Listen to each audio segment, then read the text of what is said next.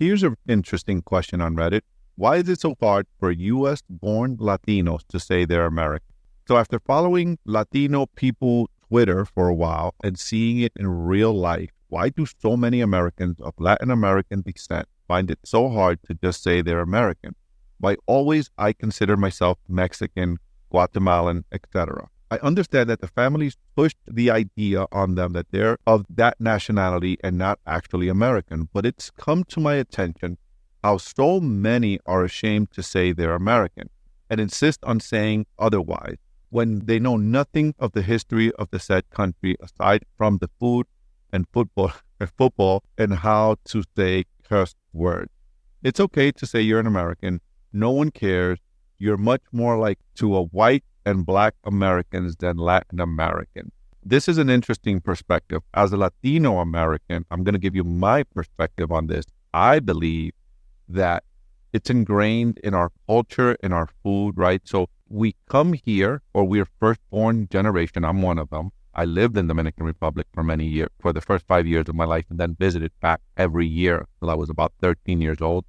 I spent the summers there every year. But I think the big thing is it's with our food and our culture, right? So what this person asking this question doesn't understand is that while our kids might be, my kids are now second generation born American within family gatherings, but when they go to my mom's house or we go to our tia's house and we're sharing as a family, we're totally immersed in our culture.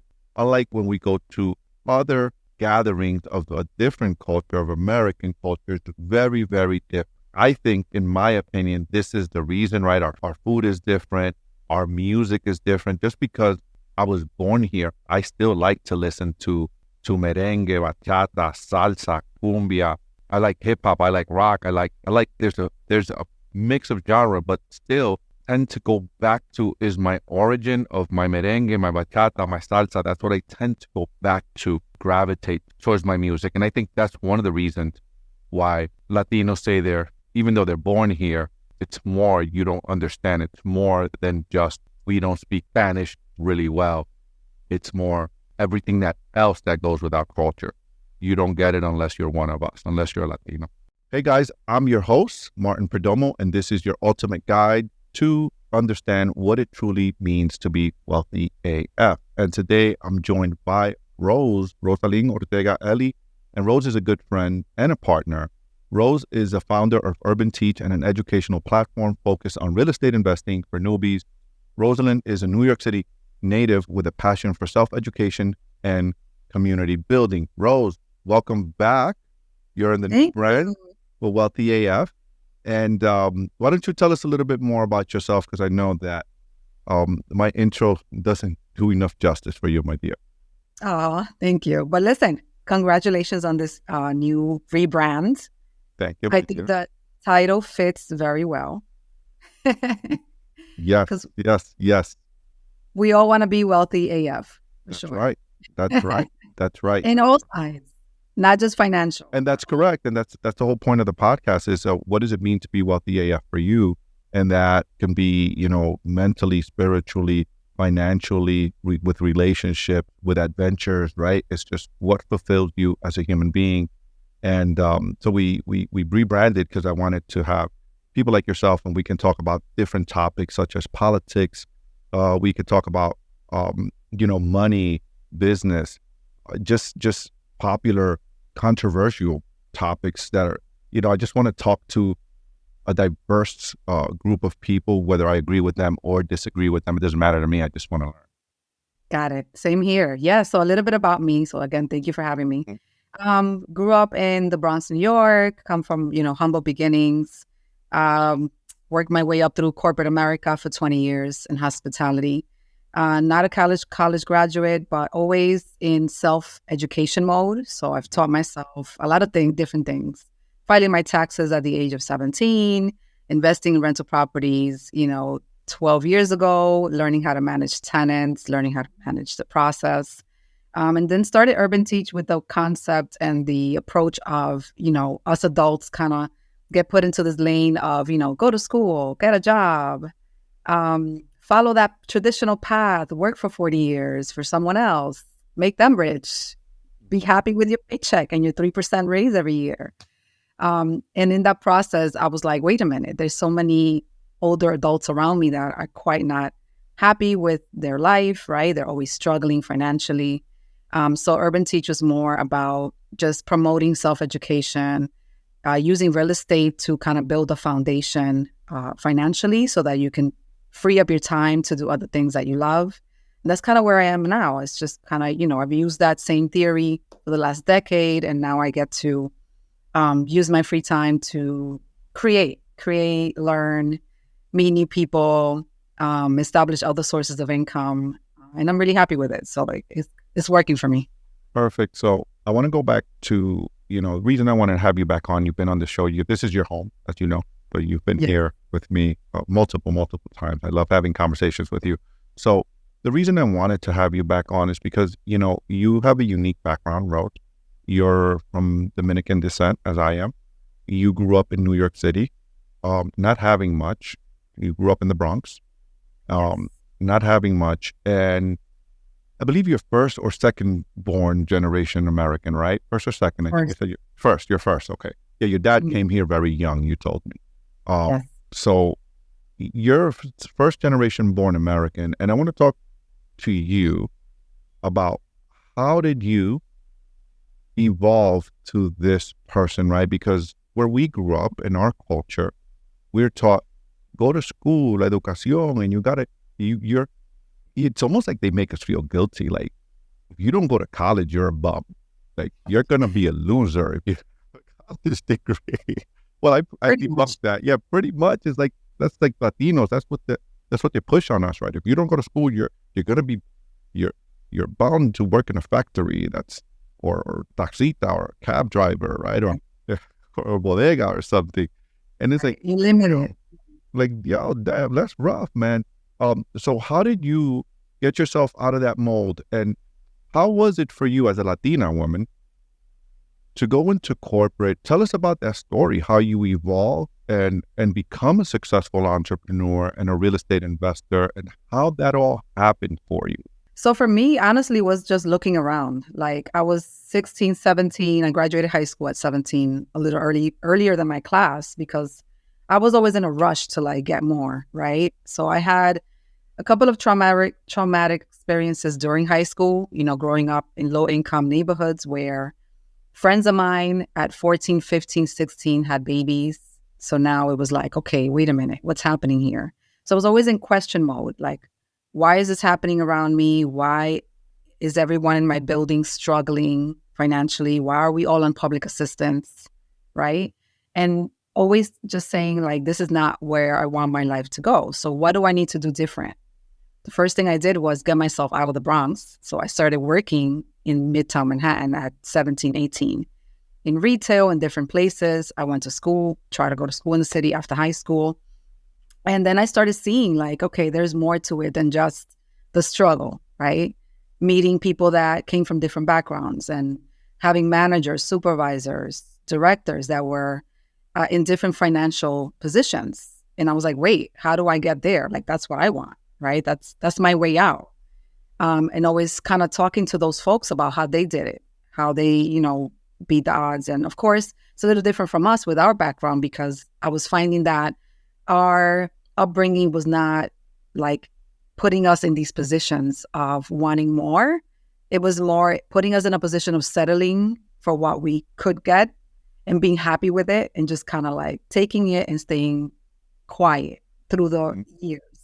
As opposed to other cultures where they're like, no, there is more out there. How do we encourage our kids and our colleagues to learn more, do more, not necessarily taking the college route, but just kind of exposing them to different areas of business.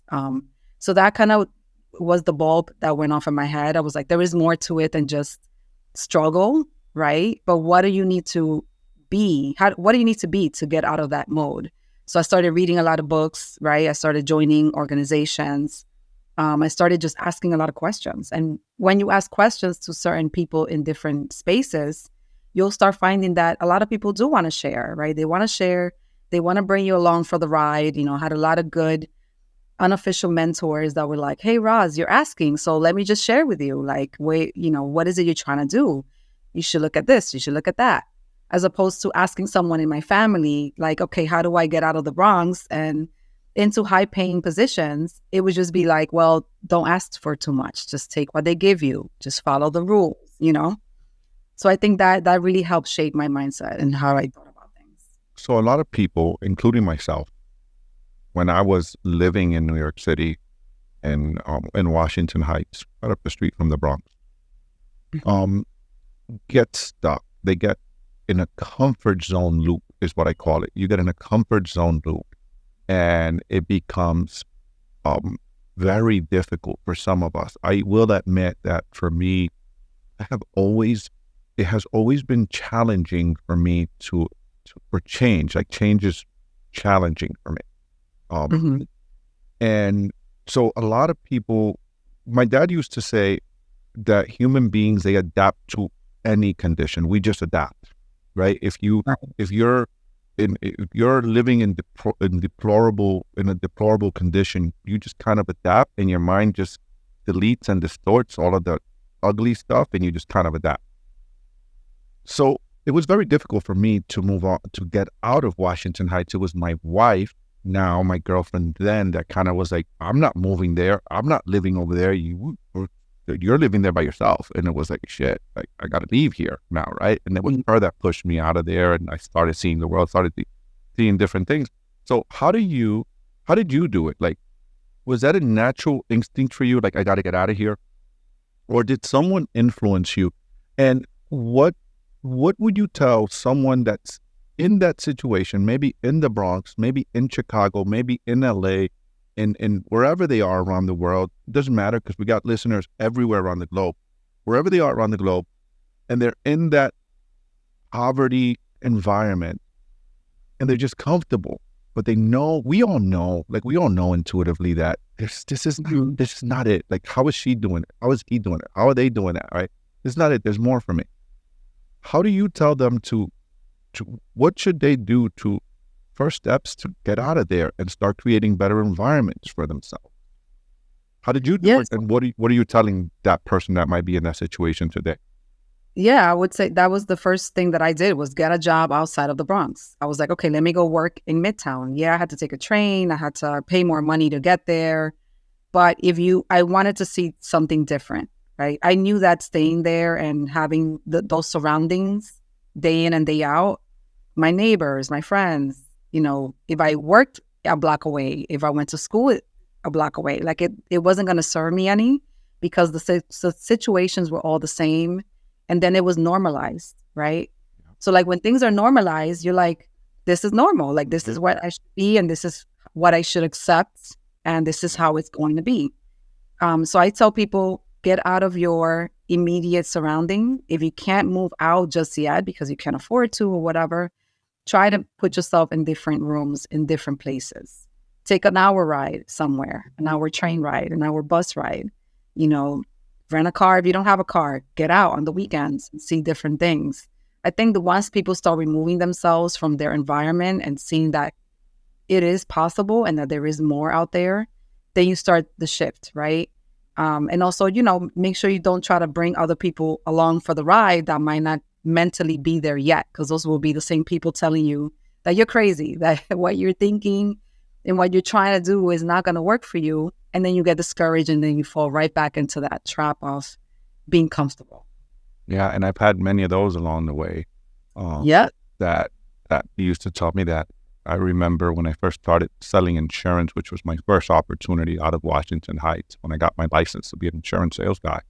And I remember family members telling me, oh, that's a hard job. Oh, you can't do that. Most people fail at that. That's a commission job. Oh, forget it. That's not a real job. And I'm like, it's like, what are you talking about? Like, you understand the opportunity I have here? Like, if I sell a $80 a month policy, I make $500 for one sale. Do you know what that means? Like, it's just, I had always this mindset of like, I can make whatever I want. Like, I'm going to go for that. I don't want to be, you know, working at some restaurant or something, and nothing wrong with that. But that was like, you know, that's how I made six figures in at 24 was selling insurance, selling the thing that, hey, that's not a real job.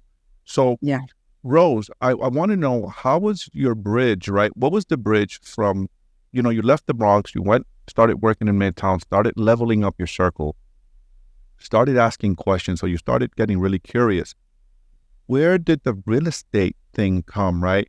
Where did you becoming financially independent come from through real estate? So walk us through that path, right? Because maybe there's someone listening that's saying, hey, if she can do it, I can do it. And that's the whole point of the podcast, right? It's like, hey, we want to inspire people to become better and do better.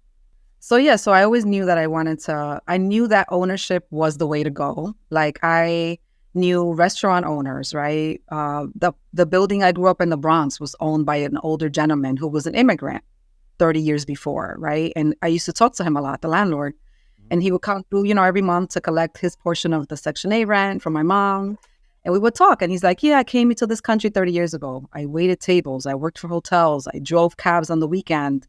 And him and his friends got together and they put money together and bought one of those buildings that were in really bad shape in the 80s. And that's how he got into real estate. So, listening to his story, it always stayed in my head like, wow, so you can buy a building? Like, a person can just buy real estate? I never heard such a thing. And that always stayed in my head. So renting in the city, right? I moved from the Bronx, I moved into Harlem, then I moved to Washington Heights. To me, that was like an upside, right? I was like, okay, I left the hood. I'm in a different hood, but it's Washington Heights. Listen, it was a much better hood.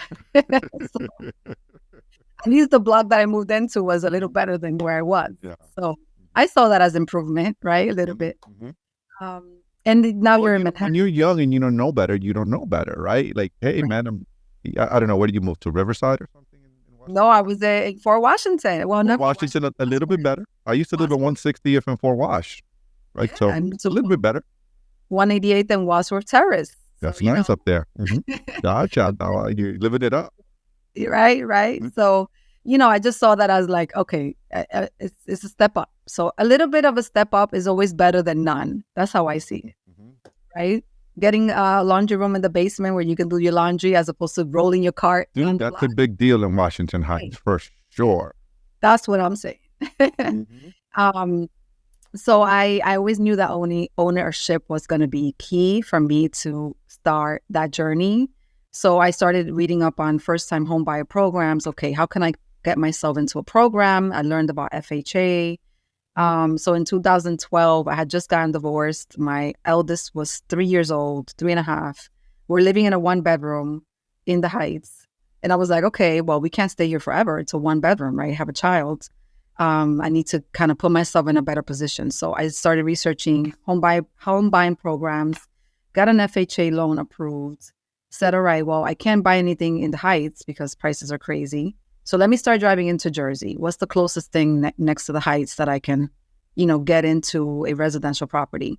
So that's what I would do. I didn't have a car. Every weekend I would rent a car to, for a day or two, drive into New Jersey, drive through different neighborhoods.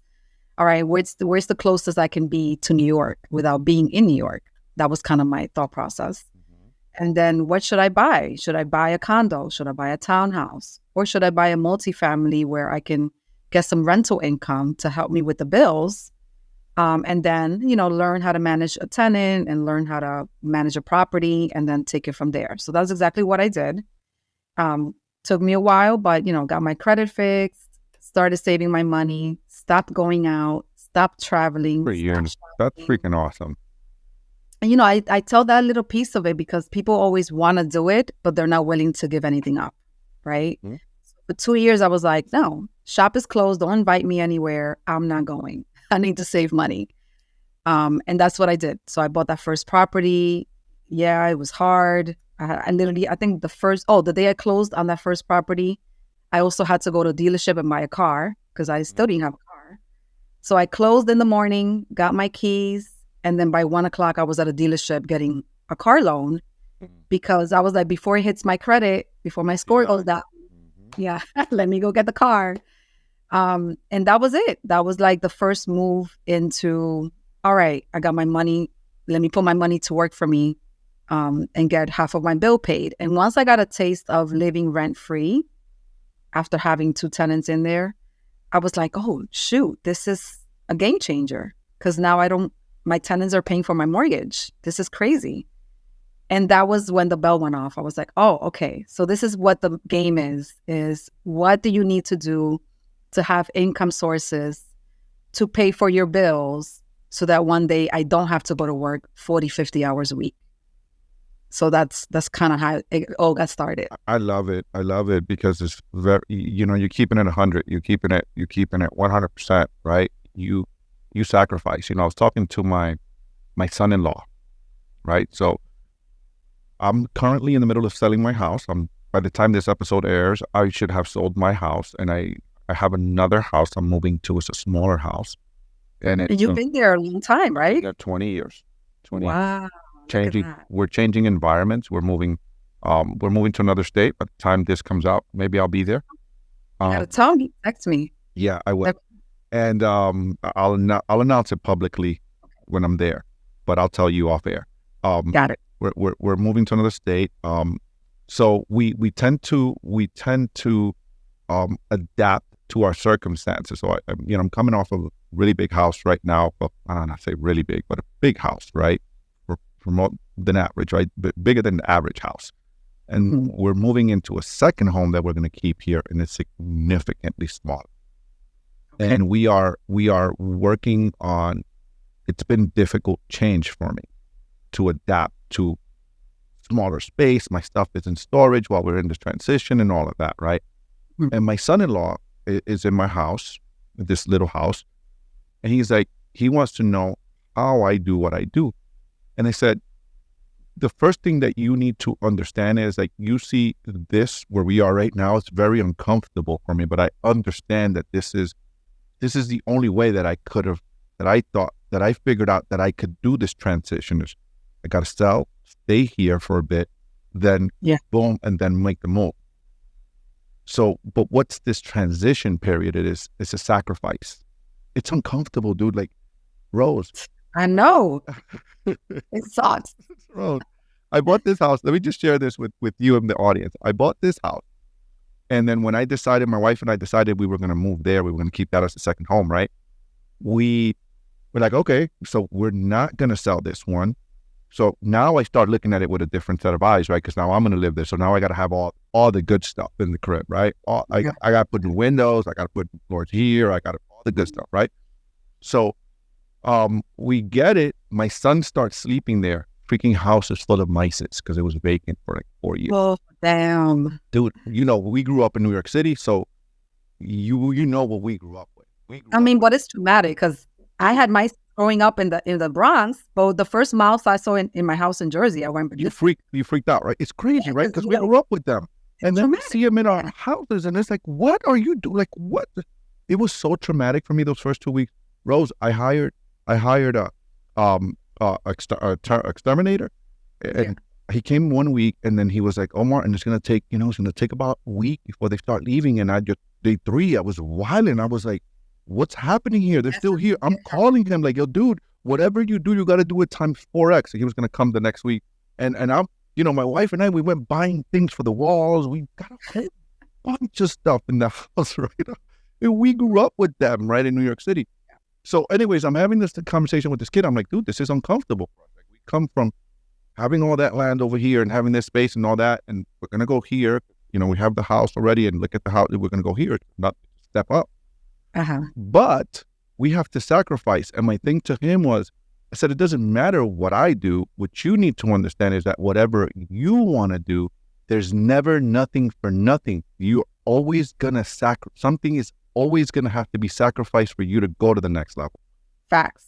Friends, time, money, not going out. And you did that. Yeah. You sacrificed not going, not doing, to go to the next level, man. And I salute you for that you were able to do that at a young age. And, I salute you for that, because a lot of us Latinos don't get it. We don't get it. Because we're stuck in this loop of, I can't even blame them, Rose, because a lot of times when you're poor, you don't have nothing. Been there, right? So you don't have nothing.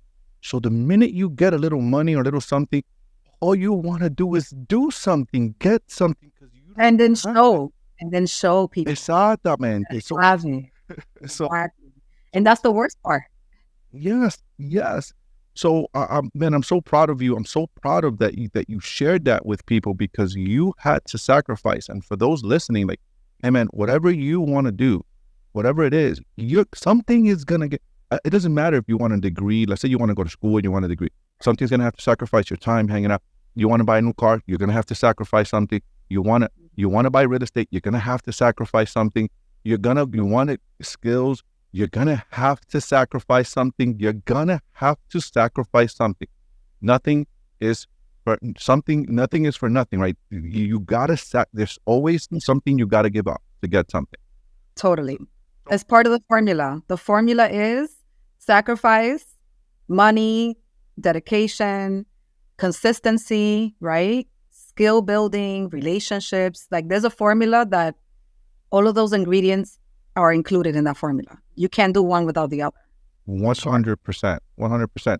I want to ask you, Rose, as a woman, as a Latina woman, I want to go into your business world, in your journey, right? So early in your career as a real estate investor, as a business owner, as an entrepreneur, can you share some of the challenges that you have encountered as a woman? Because a lot of and I'm going to say it as I see it. Yeah. A lot of women like to use that they're women as a crutch and a bullshit excuse. I don't buy into that. Okay. Yeah. You know my business partner, right? Because you're our partner as well. You know my business partner. She's a medical doctor. She's an entrepreneur. She has, I think, 3 medical practices now. She has like 6 doctors that work for her. She owns a bunch of real estate with me, with you two. We're partners in some deals. And I hear it sometimes from her, right? Like, hey, I've had to overcome this. And I'm like, yo, dude, don't do that with me. Look at where you are. Like, stop. Yeah. Stop. That's not going to work here. Like, look at the level you're operating on. That's bullshit. Oh, I got it. So I hear some of the things like, oh, I'm a woman, I'm a disadvantage, or I don't have an advantage. I'm not a woman, so I can't say. What I do tell my partner is, and I've been there with her as well, where we've been at conferences and men are hitting on her, right? Men are hitting on her. I'll share the story with you. I remember one day we went to this conference and we were next to each other, right? We were next to each other. And we met this guy and she was a little bit starstruck. I will admit that. And I've shared that with her. And to me, as I don't get starstruck, I'm like, you're a regular dude just like me. You just know something that I don't know yet. So let's spend some time together and let me understand. Let me ask you questions. She was a little bit starstruck. And whatever message, I don't know, because I'm not a woman, right? The guy received that night. The next morning she calls me when we're going for breakfast, and we're right next to each other, right? So her room is right here. We're like 2 doors down, and mine is like 2 doors down from her. The next morning when we meet for breakfast, she goes like, do you know that so-and-so showed up at my door at 10:30? I was like, what? She was like, yeah, he knocked on my door. He had a gift for me. I was like, what are you talking about? So he was from Pakistan or something, the Middle East. And he gave her like a shirt or something. And she was like, look at this thing. She was just like disgusted. She was pissed, right? Because she was trying to like network with the guy and do business with him. Yeah. Yeah, she was like, what, did I send a message or something more? And I was like, dude, I was asleep, bro. Like I don't have to navigate that, though. I don't navigate that in business with you. She gave her some shirt, and it was kind of the stuff that my wife likes. My wife liked kind of those Indian dresses and stuff. I was like, just give it to me. I'll give it to Annie. And I did. When I got home, I said, hey, here, Danielle sent you this. I told her the story. But these are some of the things that women encounter, right? Things like this. And my advice to her always is like, hey, listen, dude, when you're coming to the table with people like me that are about business, that want to do business, I ain't trying to get in your pants. I'm about my money. Let's do business. Right. Let's do what we're here to do. Yeah. Let's do what we're here to do. Like, this is not that type of party. And I don't know what type of message you're sending. And I've had conversations with her where women use their femininity to get what they want. And I don't understand any of that shit. I don't. But it might not even be anything she said or did. This dude just took the message and put it in his head. Yeah. So how do you navigate? Can you share some instances where you've had to navigate things like this in the past as a business person, as an entrepreneur, as a real estate investor? Totally. Yeah. So at the beginning of, I would say in corporate America, it didn't happen as much because we had, boundaries, HR, people knew that, there's certain things you can lose if you get caught, reported, whatever. In real estate and in business, it's a little different because no one's really watching like that. So I feel like as a woman, yes, I've met more of the personality types in women that understand it is a challenge dealing with male-dominated industries like real estate, that are very careful and cautious because they've already seen it happen and witnessed these situations. So they're a bit more careful with how they present themselves, how they address a new relationship, right? In business.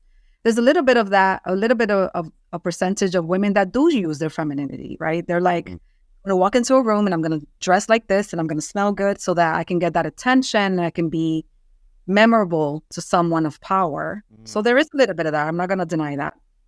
Now, I have been in situations where I've been, where I've met someone of power and I've already known to put that wall up. So there's no expression. There's no excitement. Like, I'm meeting you. Nice to meet you. Who are you? This is what I bring to the table. I experienced that with you, by the way. Right. First time we met, man. I did. You gave me the cold shoulder. I was like, shit, I'm here with my wife and my kid. Like, yeah, dude, like, what's up? I'm just like, I think I said hi or something. And you were like, you gave me that. You told me that after the fact. I told you that. Yeah, I told you that after. You didn't even remember. You just did it automatic. Because I think you were coming into the event and I said, and I was by where you sign up or something. And I think you were like trying to figure out, and I asked you something, like I asked you like, hey, you looking for something? And you're looking or whatever. I don't remember. You gave me that. Because as a man, I felt that. Like I felt that. I was like, oh, okay. And then what's funny is my wife and my daughter were in the back, right? And I was like, we got in the car. I was like, that girl that was up on the stage with me, she did this. I was like, I don't know why. And look at us, we're good friends now. I know. So I can attest to that, to what you're saying. Go ahead, keep going, my dear. So the reason I switched to that mode as an investor was because earlier in my career, in my investor journey and business journey, I would come in with that fruitful, happy, like, hey, I just met you. Like if I was to meet someone at a party, that was kind of my demeanor. And that will send off the wrong message to some men. So then I had situations where I would be in that personality style, right, off the bat, and get invited to a business dinner. And I would show up and it would just be me, right? Or I would get we should have coffee. I have this business proposition or this invitation to this workshop or whatever. And I would show up and it would just turn left real quick into something different. So that's something that, men in business don't really experience. Like women don't invite you to coffee. All of a sudden ask you on a date Friday night, right? Never. But it happens to us. So I had to learn to kind of put that wall up initially. Once I get to know you, then I can kind of, loosen up a little bit and be like, all right, this guy's a good guy. He's not trying to do this XYZ situation. But women in business do go through that a lot. But how do you navigate that, and what experiences have you had where you've had to navigate that? Like, so what advice would you give to a young lady right now that's listening to us, that's maybe getting started in business or wants to start to invest, in real estate, let's say, because that's your game, and I want to talk about what you're doing in a little bit in DR with investing overseas, but in a male-dominated sport. This is a male-dominated sport. It is. Like I go to these events and it's mostly men. I mean, you got some high-power big players. You got some big player girls and women in the game, the room. But, for the most part, 90% of us are men in the space. It is. Yeah, that's what it is. So what advice are you telling, first of all, do you have any experiences you can share and how you navigated in the past? And what advice would you give to a young lady that doesn't really have a mentor or a woman that looks up to them, that they look up to, that they can reference point and say, hey, can you help me? How do I do this? How do I navigate that? So story, and then what advice would you give to a young lady? So story, yeah, that would be one of them. Like getting invited to a business dinner and then finding out it's in Okay, so that person's eyes, they think it's a date, and it's like this is not a date. It's supposed to be a business dinner. so Like, and other how do you navigate that? So how does that go? Like, okay, so you get there as a woman, you get to this date, and you're a woman, so you know immediately. You get the vibes immediately the minute you get there that there's more to it than what you thought there would be. That is more than just a business. Let's just talk shop, or let's talk opportunities, let's talk business. You immediately get that vibe. Right. I mean, you once you notice it, I think you just have to clearly define it quickly and say what it is. Like, this is not, I thought there were going to be more people here. Is it just you or me? You know, this is kind of inappropriate. This is not what we talked about. Just so you know, it's not that kind of party. So this is not the setting for this. We're going to have to reschedule this into something else that is more appropriate to what we're trying to get accomplished. Yeah. And if you can't do that, then we That's can't. ego hurting for a dude, girl. I mean, hello. I know that hurts. I know that hurts the ego for a dude. That was his intention. It does, but if you don't do it that way, then you're leaving this gray area where, you know, if I was to just sit there and still engage in that scenario and be like, oh no, this is not what I'm here for, but I'm gonna stay and we're gonna have some wine and we're gonna talk business, then you're sending off the wrong message, you know. So I always say you have to be clear on your messaging from the get, and you might lose that relationship, you might lose that opportunity, but then, you know, you can't play both sides. You gotta kind of define it early on. Great. So there's a young lady listening to us, and they're like, hey, you know, I want to start attending some of these events, and I want to start learning about business and or real estate. What are you telling them? Is there a particular way they should conduct themselves? I know you said you told me about, you know, the energy, the wall, your mindset of how you navigate it. But what advice are you giving to a young lady listening to us, or a dad, right? Because maybe there's a single dad listening out there, and he's like, hey, I don't know how to advise my daughter here, right? Like, I know how to. I've advised my daughter, when you're going into a business setting, you are not sending any mixed signal. You are going in there straight business. You are, like, when you're doing business, unfortunately, if you're going to be in a male dominated sport, you got to put on the masculine energy. You have to. Absolutely. You got to put on the masculine energy, and you got to shake hands like a man, and it just is what it is. Right. If you're pretty, especially if you're a pretty girl, and you got to talk direct the way men talk. We talk direct to one another, and you communicate directly, not with mixed signals. Not like women do in relationships, or sometimes wife says, leave me alone, and she doesn't mean leave me alone. You know. Yeah. Well, you're right. Yeah. I mean, what I would say is this has to be a thought out plan, right? So every time I went to events, I knew that I had to dress a certain way, right? Presentation. It gets me crazy when I attend real estate events and I see these younger girls show up like they're going to a club, pretty much. They don't know better. They don't know better. And I'm like, you know, and then this is how you already set the tone, and it's no longer about business, because that's not what you're showing. That's not what you're portraying. So then when you have the men, you know, hit on you, not take you serious, not listen to you when you're talking about business, you know, those are one of the things that you can kind of take you left, right? So presentation is key, how you are prepared or not. So, you know, you have to be prepared with why are you there? What information are you trying to gain? Who are you trying to meet and why? So you got to go there with a purpose. So I always tell that to younger girls, like, hey, or women, if you're going to go to these events, go there with purpose. What are you trying to get out of there? Name 2 things that you have to walk away with, right? Either a connection, a card, meeting someone, shaking someone's hand, asking the right question. But ultimately, how are you presenting yourself?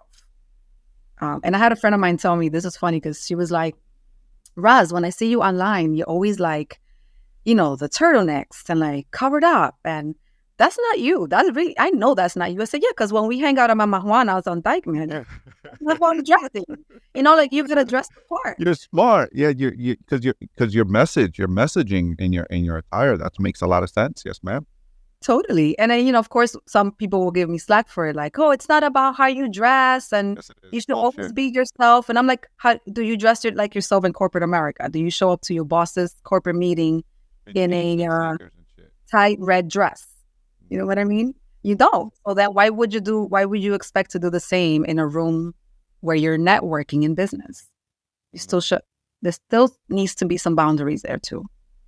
That's a lot. That's wisdom. That's real good game right there. Young ladies, listen to her. She's talking. That's good game right there.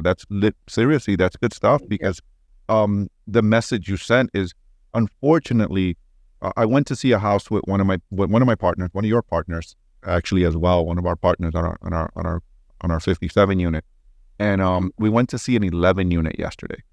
So Nice. here we are. Two Dominican guys, right? Two brown guys, and we're both he's got sweats and sneakers. We own a 5 unit, so we own together, him and I, the 5 unit fire property that we just rehabbed. We own that together. And he had just came from there, and he was like, yo, let's do lunch. I was like, bro, gonna go see this. Right time, right place. Come on, come with me. If it works, we do it together. Let's go walk it, right? So we get there. I'm in jeans and sneakers. He's got sweats and sneakers. He was walking the property, and then we get there, and it's this older white guy, right, that owns the property, and so is the realtor. And then my realtor, Rob, which I think you met Rob. You might know Rob Velez. Maybe, yeah. He's my commercial realtor. He shows up, and he's another Dominican young kid too. He's in his 20s, and he's in sweats and sneakers. So the guy's showing us around. I mean, we didn't get anything, we didn't get any weird vibes or anything like that. But he's showing us around. The owner is, and we see a couple apartments, and then my realtor asks the owner, hey, would you be open to seller finance? He went for the gusto, right? I mean, straight up, like he just went for it. Hey, would you be open to seller finance for the right price, right? For the right offer. Yeah. And the owner started saying something about, well, my realtor told me about this program. I'm not going to touch the money, where when I sell the property, the money's going to go into this fund. And then from there, they're going to deploy it into grocery store investments and this and that. So I was like, oh, okay, you're talking about a self-directed. Talk about a self-directed trust, or a self-directed IRA. And I was like, yeah, so you can, so then I started giving him ideas, right? I went into salesman mode. I was like, you could take that, and then you can lend it right back to us, and then we can give you returns on your money, and we pay it back to the trust, and the trust pays you an income. And that's how this thing works, right? Because I think I talked to you about it. I was going to do it with some of my assets that I was selling. Yeah. So we got in the car, and my partner Wilson tells me, he's like, you know what, dude? When you started talking to the guy, he picked up some vibes from the guy. I don't pay attention to that shit. I'm just doing my business, right? I'm just like, I know I could buy it. I know what I could do. I'm just doing my thing. Mm-hmm. He was like, but when you started talking to him, immediately he looked at you differently. That's right. Immediately he looked at you differently, and he said these words. He was like, we're all dressed in sneakers and shit, and he doesn't know who we are. And so sometimes, how we carry ourselves, what we wear, is the first impression, of course, that people get from us. And it's not until, and sometimes you don't get the opportunity to speak for people to know who you are. Sometimes you don't get it, and people just, and what too. And people just judge you, right? And they don't know that maybe you could bring value to them, or you could do some things, right? They don't know. And so what you just said about the little red dress for ladies, like, it's important, ladies. If you're going to a business meeting and you, like, this is a big sister talking to you, right? If you're going to a business meeting or a business event, conduct yourself as such, because men are going to judge you. Men are going to look at you. Like, men are going to look at you with different eyes. They can't concentrate. It's just the way we're wired. They're not going to concentrate on the business of the business that we're here to do. Like, hey, if I can't focus because you got a little short skirt or something, Right. The guy's not listening to the opportunity. Totally. No, it's very real. It's very real. And and you just won't be taken serious, you know? Yeah. So like sometimes I walk into these rooms and I look how I look, and I'm quiet and I'm just observing, and someone's light bulb can go off. Like, who is this person? Mhm. Why are they just analyzing and listening? And then they want to know more. Mhm. But again, it's behavior. Like I study behavior and presentation and all that just to understand psychology on that side of things. As a woman, I'm sure men really don't have to do that, but being in these rooms, like you have to know kind of how to operate, right? To get the outcome that you're looking for, pretty much. Yeah, which is wonderful. I think that's wonderful advice for young ladies. Last question. I know that you are, and I'm going to have you back so we can talk about this. I know that you're doing investments overseas now. So you've gone from, your own active investments, and you're passive in some of my deals, and you're doing different things. And I know you have some stuff you still own, or you might have sold them already. Almost, yeah. So, and I know that you're doing some things investing back home in DR, right, where we're from. Yeah. Can you share a little bit about that in the last few minutes, as to why it makes sense to invest in the Dominican Republic, being one of the world's, I think we talked about this, being one of the world's most visited place by tourists. I think it's one or two or something like that. Yes. The Caribbean, yeah.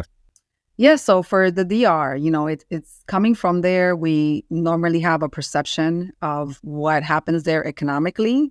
We don't really know much about economics. We just know what we hear on the news and what we hear from our family that travel there once a year, if that, right? So I took the time to really study economics there and what's happening in the tourist sector, because the DR is number one in the Caribbean for inbound travel, right? Not just from the US, but from Europe and Latin America and other Caribbean islands. So the DR has gone through a significant boom the last 5 years. Number one in the Caribbean, number two in all of Latin America, followed by Mexico. The infrastructure there has been a key focus of the government. So the government has passed all these incentives and laws and tax laws to help investors invest in the country. So, going there as a child and into my 20s and 30s, now in my 40s, like I've seen the growth, I've seen the changes.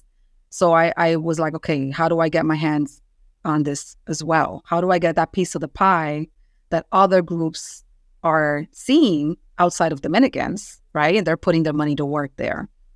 And there's always been like a question in my head, like, why are we so anti-investing there?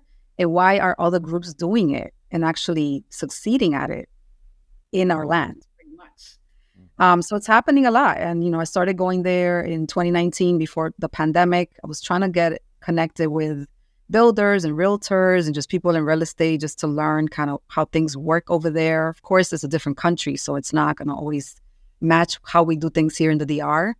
But I connected with a builder early this year. I started asking the questions, started, learning about the process, and decided to open up my own brokerage with them to kind of facilitate investors or be the middle ground between investors and the end product. And investing there myself as well, in terms of getting land, hopefully developing some land at some point, and just learning the process, teaching folks about, how you can make a return on your money passively, being in the States, working with the right law firms, working with architects, working with builders, how to vet these people, how to do the homework before just throwing your money there. And it's going really well. Like a lot of people really don't know what happens there. And I'm like in complete shock every time when I hear like stories. I invested with this person. Oh, but I didn't do this or I didn't do that, or I don't have a contract. And I'm like, what? Wait, like we have reputable systems in the country. We just don't hear about it because, again, we're Dominican, right? We're just hearing what we hear from our family members in the news, and that's it. This, that, and all the stuff that Yes. Not the But it's negative very stuff. exciting stuff. So we'll definitely have more Well, conversation. I want to have you back on because Yeah. there's something that I want to touch up on with you, and I'm going to have the team bring you back on. But I think the next time we get together, I want to talk to you about. Stay tuned for this, guys.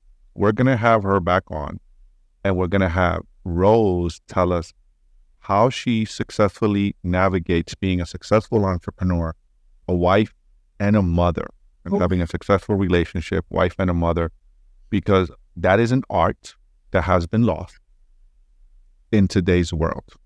And I love to hear from you because a lot of women that are successful don't know how to take the masculine business successful hat off when they get home and put on the feminine hat and be a mom and be a wife. And I know your husband's invested in my deals too. We spent some time together. I know your family. I know you guys. And I'd love for you to come back on and share how you do that.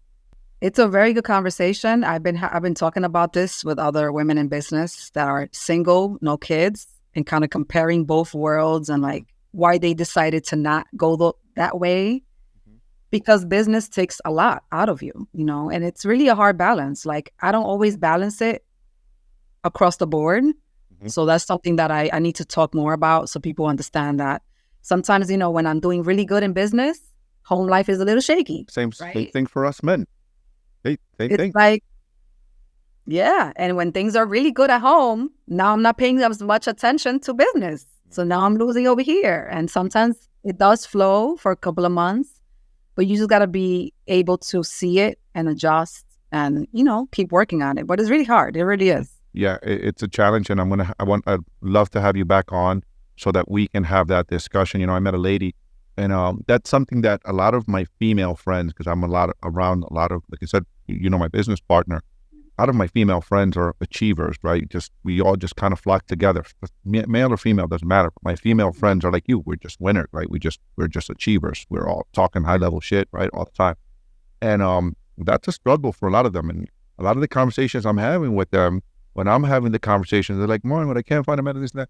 It's like, yo, dude, your challenge is you don't know how to take off the hats, and you don't know how to put the different hats on. You think that you're gonna go home and your man is gonna be cool with you being the boss, bitch. No, we are not cool with that. You take that shit back to the office where you're the boss and you tell people what to do. When you come home, you got to be the wife. You got to take that hat off and put the wife hat on, and now you got to be the wife. And if you don't know the difference, it's not going to work because you have two alphas and you can't have two. It's just not going to work. It doesn't work. Trust me, this is my second marriage. It doesn't work. So if people wanted to get a hold of you, Rose, people wanted to follow you, you're putting a lot of great content online. I just saw that you have some Urban Teach gear. So she's got a school where she teaches. She's an education. She's a trainer, and she educates people on real estate investing and things like that. She's got some new gear. So we're connected on IG. I just saw that a little while ago, actually. So if people wanted to connect with you, follow you, maybe join your tribe. Maybe they're like, man, I need a mentor like her. Shit, she's like everything. Like that journey she went. Like I can learn a bunch from her. How do they connect with you? Where do they find you? How do they engage with you? Absolutely. So Instagram urbanteach_. I have my LinkedIn page, which I'm now active on. So under Rosalind Ortega and Urban Teach as well. So LinkedIn is always a good way because I'm keeping tabs on, real estate news and updates. That's where you'll get them. I have a website, so urbanteachnyc.com. And there you'll see, everything I'm working on, the shop, my private membership group, which meets with me on Mondays. That's probably the best product and service that I do have because the group, we engage every week constantly. We talk about updates, what's happening. I teach new lessons every other week. I have guest speakers on. You've been on the group before. So that would be the best way to engage. But you'll find me on there. Urban Teach NYC on Google, and I come up. Outstanding, guys. You heard her here on Wealthy AF. Make sure you guys go and follow her. Appreciate you guys listening and appreciate you, Rose, for taking the time and being flexible with your time today. When we listen to this, we'll be like, I don't know what he's talking about. And I'll be like, I don't know what I was talking about, but you and I know right now what we're talking about. Thank you for taking on this meeting a little earlier and being flexible with your time so we both remember when we hear this episode. And those of you listening, thank you guys for listening. Really appreciate you. We can't do this without you listening.